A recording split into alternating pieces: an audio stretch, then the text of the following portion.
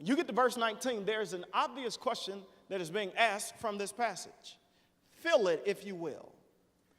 If these Hymenaeus and Philetus, people like them, if these persons who are leaders in the church are creating this dilemma, and people don't even know that they are taking in that they are taking in deadly chemicals, how is the church going to make it?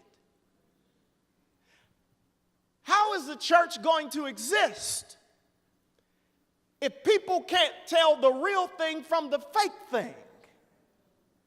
How will churches survive if they have access through all kinds of media to all kinds of bad preaching? It's as if Paul anticipates this, and he says, hold on, Tim.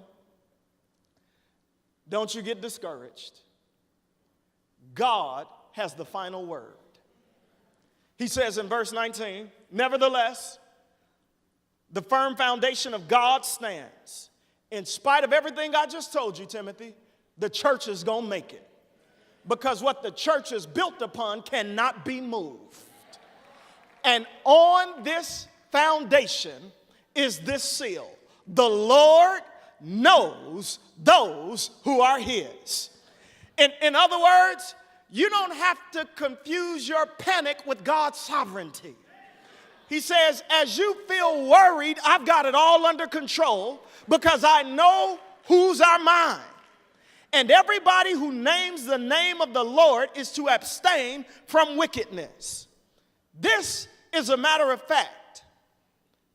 The Lord knows those who are his. That our feelings of panic are answered by theological certainty. That false doctrine cannot even threaten to undo the foundation of the church or the foreknowledge of God. That when you go to church, you standing on something that cannot be moved.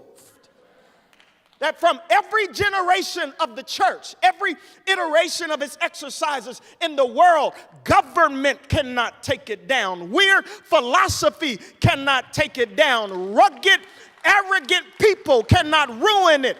People who vote according to their own sociopathic convictions cannot misrepresent it. The church is here to stand. The church rests on a sure foundation.